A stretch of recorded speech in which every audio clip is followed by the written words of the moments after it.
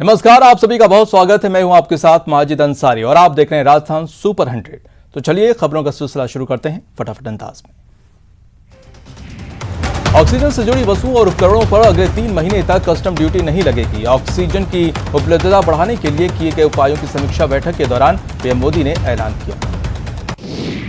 उन्होंने सभी मंत्रालयों और डिपार्टमेंट्स को ऑक्सीजन और मेडिकल सप्लाई की उपलब्धता के लिए तालमेल से काम करने पर जोर दिया। उन्होंने इस पर जोर दिया है कि मेडिकल ग्रेड ऑक्सीजन की आपूर्ति बढ़ाने के साथ घर और अस्पतालों में मरीजों की देखभाल के लिए जरूरी उपकरण भी उपलब्ध कराने की तुरंत जरूरत है। पीएम मोदी ने राजस्व विभाग को ऐसे उपकरणों के इंपोर्ट पर जल्द से जल्द कस्टम क्लियरेंस देने के निर्देश दिए हैं। साथ ही ये भी फैसला लिया है कि कोरोना के टीकों के आयात पर भी बेसिक कस्टम ड्यूटी को 3 महीने के लिए खत्म कर दिया जाए। लोकसभा अध्यक्ष ओम बिरला ने राजस्थान में ऑक्सीजन की कमी को लेकर कैबिनेट सेक्रेटरी और होम सेक्रेटरी से बात की है। उन्होंने राज्य में ऑक्सीजन की उपलब्धता को सुनिश्चित करने के लिए कहा है। बिरला ने कहा कि संकट की इस घड़ी में केंद्र और राज्य के अधिकारी मिलकर काम करें ताकि लोगों को लाभ मिल सके। होम सेक्रेटरी ने आश्वस्त किया है कि ऑक्सीजन और अन्य चीजों की व्यवस्था को लेकर तालमेल के साथ काम किया जाएगा। कोरोना मरीजों के लिए ऑक्सीजन की किल्लत पर दिल्ली हाईकोर्ट ने नाराजगी दिखाते हुए कहा है कि अगर केंद्र सरकार, राज्य सरकार या फिर स्थानीय प्रशासन के किसी अधिकारी ने ऑक्सीजन सप्लाई में रुकावट डाली तो उसे फांसी पर चढ़ा देंगे।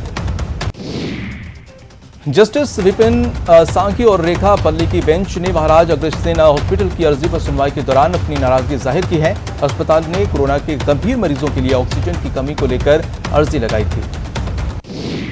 हाईकोर्ट ने दिल्ली सरकार से कहा है कि ऑक्सीजन सप्लाई में रुकावट डालने से जुड़ी कोई एक घटना बता दें, हम उसे सूली पर चढ़ा देंगे, हम किसी को नहीं बख्शेंगे। कोर्ट ने कहा है कि दिल्ली सरकार स्थानीय प्रशासन के ऐसे अफसरों के बारे में केंद्र को बताए ताकि उनके खिलाफ कार्रवाई की जा सके।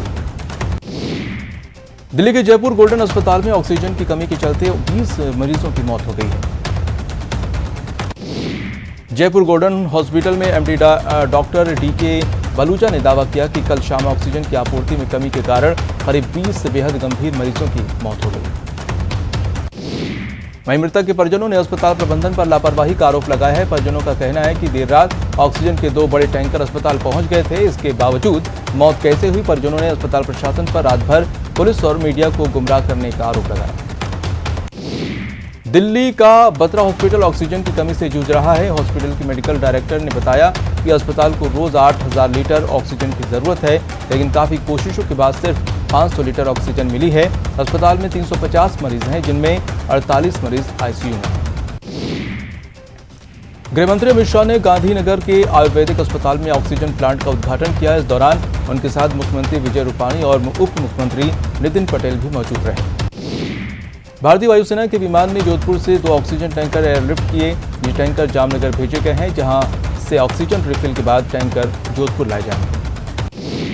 केंद्र सरकार राज्यों की कोरोना की दोनों वैक्सीन बिल्कुल मुफ्त में उपलब्ध करवाएगी। स्वास्थ्य मंत्रालय ने बताया कि केंद्र सरकार के लिए कोरोना की दोनों वैक्सीन का रेट 150 रुपये प्रति डोज ही रहेगा। इस रेट पर केंद्र वैक्सीन खरीद कर पहले की ही तरह राज्यों को मुहैया कराता रहेगा। कंपनी से सीधे वैक्सीन खरीदने की स्थिति में ही राज्य सरकारें पैसे देने होंगे। देश में कोरोना वायरस की बेकाबू रफ्तार रोज नए रिकॉर्ड बना रही है। पिछले 24 घंटे के अंदर देश में 3,46,786 लोग संक्रमित पाए गए, जिसके बाद पॉजिटिव मरीजों का आंकड़ा 1,66,00,000 को पार कर गया है। वहीं पिछले 24 घंटे में कोरोना से 2,624 लोगों की मौत हुई है। इसके साथ ही कोरोना से मौत का आंकड़ा 1,89,000 को पार कर गया है। वहीं पिछले 24 घंटे में 2,19,838 लोग कोरोना से रिकवर हुए हैं, जिसके बाद रिकवर हुए मरीजों का आंकड़ा 38 लाख को पार कर चुका है।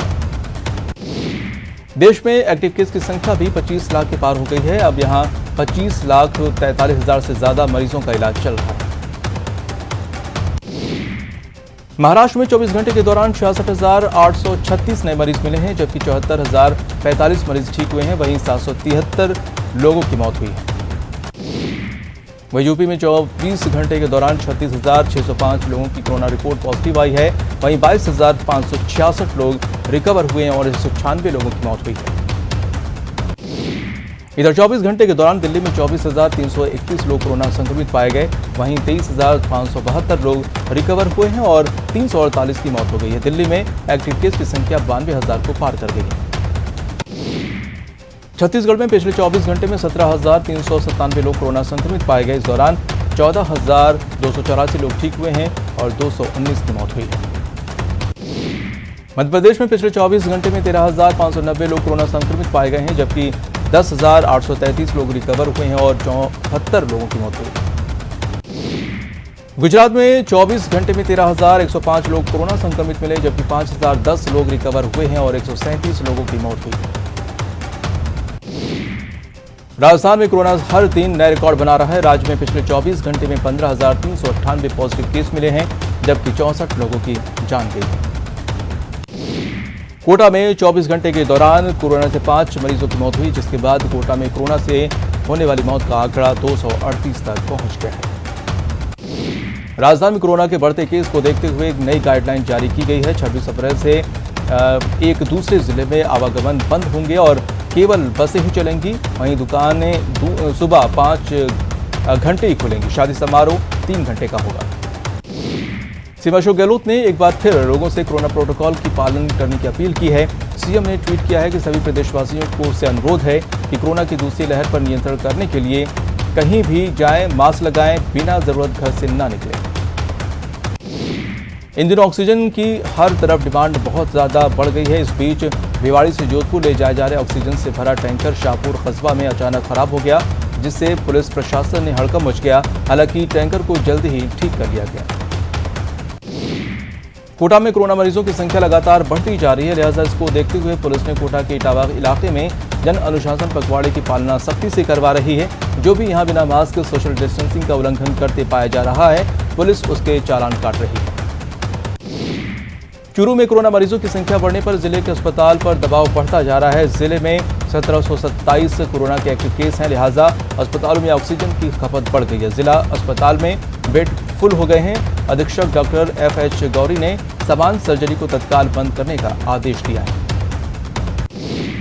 अजमेर में डिग्गी बाजार इलाके में ट्रैफिक पुलिसकर्मी ने जब एक युवक को कर्फ्यू का पालन के लिए टोका तो उसने पुलिसकर्मी के साथ ही हाथापाई शुरू कर दी। आरोपी युवक को हिरासत में ले लिया गया है। पोखरण अस्पताल में कमीशनखोरी धड़ल्ले से चल रही है। यहाँ के डॉक्टर मरीजों को बाहर से दवाइयां लेने के लिए मजबूर कर रहे हैं। न्यूज़ 18 की टीम ने जब उस धंधेबाज डॉक्टर से बात की, उसने अपना पल्ला झाड़ लिया। कोटपुतली में सरकारी अस्पताल के इलाज के दौरान एक मरीज की मौत हो गई, जिसके बाद परिजनों ने डॉक्टर पर लापरवाही का आरोप लगाया और दोषियों पर कार्रवाई की मांग को लेकर अस्पताल में हंगामा किया। कोटा शहर में राधा कृष्ण हॉस्पिटल में ऑक्सीजन की कमी से मरीज की जान चली गई। ये आरोप मरीज के परिजन ने लगाया है। बताया जाता है कि बसंत विहार निवासी 47 साल के राकेश जैन के लंग्स में इंफेक्शन था। उन्हें 19 अप्रैल को अस्पताल में भर्ती कराया गया था। झुंझुनू में कोरोना के नाम पर पद का ध्वंस देखने को मिला है, जिसका वीडियो सोशल मीडिया पर जमकर वायरल हो रहा है। ये वीडियो नई अनाज मंडी का है, जहां मंडी सचिव की दादागिरी देखने को मिली है। डूंगरपुर शहर में भी जन अनुशासन पखवाड़े को लेकर अनुशासन नहीं दिख रहा है। ऐसे में पुलिस ने लठ बरसाए और लोगों को वापस उनके घरों के लिए खदेड़ दिया। आज सुबह होते ही बाजारों में भीड़ उमड़ने लगी। इस दौरान सड़कों पर लोग फालतू घूमते हुए नजर आए। इसके बाद पुलिस एक्शन में आई और लोगों को दौड़ा कर पीटा। झुंझुनू जिले में बुहाना SDM जीतू कुलहरी ने हरियाणा बॉर्डर पर लगी पचेरी कैला चेक पोस्ट का औचक निरीक्षण किया। उन्होंने दूसरे राज्य से आने वाले वाहनों के रिकॉर्ड भी जानकारी ली। साथ ही निर्देश दिया कि कोई भी व्यक्ति बिना कोरोना जांच जिले में प्रवेश नहीं करना चाहिए। वीकेंड कर्फ्यू के तहत करौली जिला मुख्यालय पर पुलिस ने सख्ती दिखाई है। वाहनों की आवाजाही रोकने के लिए शहर के प्रवेश द्वारों पर बैरिकेडिंग की गई है। वहीं अनावश्यक रूप से बाजारों में घूम रहे लोगों को समझाकर घर भेज दिया गया। झुंझुनू जिला कलेक्टर उमरदीन खान ने कोरोना गाइडलाइंस को लेकर शहर के कई इलाकों का निरीक्षण किया। इस दौरान उन्होंने पुलिस अधिकारियों को निर्देश दिए हैं कि वो लगातार भीड़ वाले स्थानों का निरीक्षण करें और लापरवाहों के खिलाफ सख्त कार्रवाई करें। कोटा में आज भी शहर के कई इलाकों में चौराहों और बाजारों में सन्नाटा पसरा रहा। शहर के भीतरी इलाकों में जन अनुशासन पखवाड़े का खासा असर नजर आ रहा है। सिरोही के कुमारवाड़ा में शादियों की खरीदारी को लेकर बाजारों में खूब भीड़ देखी जा रही है, जिससे कोरोना संक्रमण फैलने का खतरा साफ तौर से दिखाई दे रहा है। वहीं प्रशासन गाइडलाइन का पालन नहीं करवा पा रही है। राजसमंद में प्रशासनिक सख्ती का असर बाजारों में दिखने लगा है। बाजारों में जहां पिछले दिन के मुकाबले अब लोगों की आवाजाही कम हुई है, तो वहीं सिर्फ आवश्यक सेवाओं को छोड़कर अन्य दुकानें बंद नजर आई। कोरोना संक्रमण के दूसरे दौर में दिन प्रतिदिन बढ़ते कोरोना संक्रमित मरीजों की संख्या और अस्पतालों में कम पड़ते ऑक्सीजन और बेड की समस्या हो रही है, जिसके समाधान के लिए भीलवाड़ा जिला प्रशासन ने ऑक्सीजन क्राइसिस प्लान बनाकर उस पर अमल शुरू कर दिया। दूसरे वीकेंड कर्फ्यू के पहले दिन भीलवाड़ा में आज दोपहिया और चौपहिया वाहन चालकों से तैनात पुलिसकर्मी पूछताछ करते नजर आए। फिर भी आमजनों का आना जाना अभी भी रुका नहीं है। जन अनुशासन पखवाड़े के छठे दिन और वीकेंड कर्फ्यू के दौरान श्रीगंगानगर वासी पहली बार अनुशासन दिखा रहे हैं। शहर के बाजार पूरी तरह से बंद हैं। वहीं वीकेंड कर्फ्यू को सफल बनाने के लिए जगह जगह पुलिस तैनात है। आज से एक बार फिर वीकेंड कर्फ्यू लगाया गया है। इस वीकेंड कर्फ्यू की पालना के लिए दौसा के लालसोट में एसडीएम गोपाल जानपुर और डीएसपी शंकरलाल मीणा सड़कों पर उतरे और बिना मास्क के घूम रहे लोगों के खिलाफ कार्रवाई की। सीकर के जिला कलेक्टर अविचल चतुर्वेदी और एसपी कुंवर राज प्रदीप ने वीसी के जरिए जिले भर के अधिकारियों के साथ बैठक की। कलेक्टर ने शादियों में सरकारी कर्मचारी के मौजूद रहने और वीडियोग्राफी के निर्देश दिए। डूंगरपुर में 80% से ज्यादा कोरोना संक्रमित मरीज होम आइसोलेशन में हैं, लेकिन कई मरीज के बाहर निकलने की शिकायतें मिलने पर प्रशासन ने सख्ती बढ़ा दी है। इसके लिए पुलिस की 6 टीम बनाई गई है, जो रोजाना होम आइसोलेट मरीजों की निगरानी कर रही है। बाला के बाजारों में कर्फ्यू की जमकर धज्जियां उड़ती नजर आई। शहर के इंदिरा मार्केट, शास्त्री मार्केट, प्रताप चौक सहित अधिकांश बाजारों में दुकानें खुली रहीं और सामान्य दिनों की तरह लोगों की भीड़ बाजारों में लगी रही। सवाई माधोपुर के बजरिया सब्जी मंडी में पुलिस और सब्जी विक्रेताओं के बीच जमकर नोकझोंक हुई। ये हंगामा तब हुआ जब समय सीमा के अनुरूप सब्जी विक्रेताओं ने सब्जी मंडी बंद नहीं की। पुलिस जब सब्जी मंडी बंद करवाने पहुंची तो कई सब्जी विक्रेताओं ने इसका विरोध किया, जिसके बाद सब्जी विक्रेताओं और पुलिस के बीच जमकर तनातनी हुई। नाराज सब्जी विक्रेताओं ने पुलिस के खिलाफ जमकर नारेबाजी की। इसके बाद सब्जी विक्रेता एकजुट होकर कलेक्टर निवास के पास पहुंचे। सूचना मिलते ही मान टाउन पुलिस मौके पर पहुंची, जहां पर थानाधिकारी कुसुमलता मीणा की समझाइश के बाद सभी सब्जी विक्रेता वापस लौट गए। कोटा के मंडाना में जन अनुशासन पखवाड़ा कर्फ्यू के अंतर्गत मंडाना थाना पुलिस मुस्तैद नजर आई। पुलिस ने दुकानदारों से बिना मास्क पहने ग्राहकों को राशन सामग्री नहीं देने और कोरोना गाइडलाइन का पालन करने की अपील की। अजमेर के जवाहरलाल नेहरू अस्पताल में ऑक्सीजन की उपलब्धता को लेकर राहत भरी खबर है। प्रशासन ने अस्पताल में 100 ऑक्सीजन कंसंट्रेटर खरीदने की मंजूरी दे दी है। इसकी मदद से प्रति मिनट 5 से 10 लीटर ऑक्सीजन बनेगी, जो सीधे ही मरीजों के इस्तेमाल में आएगी। इसके साथ ही अब तक औद्योगिक उद्योग में लिए जा रहे 1404 सिलेंडर का अधिग्रहण कर लिया गया। अस्पताल में करीब 2 करोड़ रुपए की लागत से 13 नए वेंटिलेटर भी खरीदे जाएंगे। वहीं पंचशील में स्थित शहरी सामुदायिक स्वास्थ्य केंद्र में भी 70 बेड पर ऑक्सीजन की सुविधा शुरू की जा रही है। अजमेर में 2 दिनों में 1000 से ज्यादा पॉजिटिव केस आने के बाद अब पहले से ज्यादा सख्ती बरती जा रही है। बस स्टैंड पर यात्रियों की सघन कोरोना जांच की जा रही है। साथ ही कोरोना गाइडलाइन का भी सख्ती से पालन करवाया जा रहा है। बसों में 50% यात्रियों की अनुमति है, तो वहीं सैनिटाइजेशन का काम लगातार जारी है। जोधपुर में कोरोना संकट के बीच एम्बुलेंस कर्मियों की गुंडागर्दी जारी है। अस्पताल के बाहर परिजन शव लिए घंटों बैठे रहे, लेकिन किसी ने सुध नहीं ली। फिलहाल रुकते हैं छोटे से ब्रेक के लिए।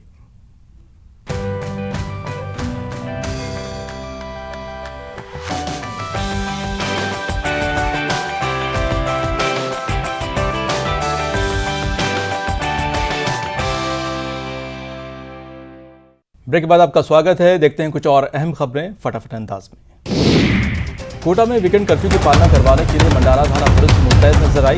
पुलिस ने मास्क पहने ग्राहकों और दुकानदारों के खिलाफ सख्ती की और कईयों पर जुर्माना भी लगाया। भरतपुर के कामा में अनुशासन पखवाड़े की पालना कराने को लेकर लगातार सख्ती की जा रही है। थानाधिकारी कमरुद्दीन खान के नेतृत्व में पुलिस ने पैदल गश्त कर लोगों से सावधानियां बरतने की अपील की और बेपरवाह करीब 45 लोगों के चालान काटकर जुर्माना भी वसूल किया। उदयपुर में वीकेंड कर्फ्यू के दौरान भी सड़कों पर भारी भीड़ देखने को मिल रही है। लोग कोरोना कहर में भी लापरवाही से बाज नहीं आ रहे और बाहर निकलने के लिए बहाने बनाते रहे।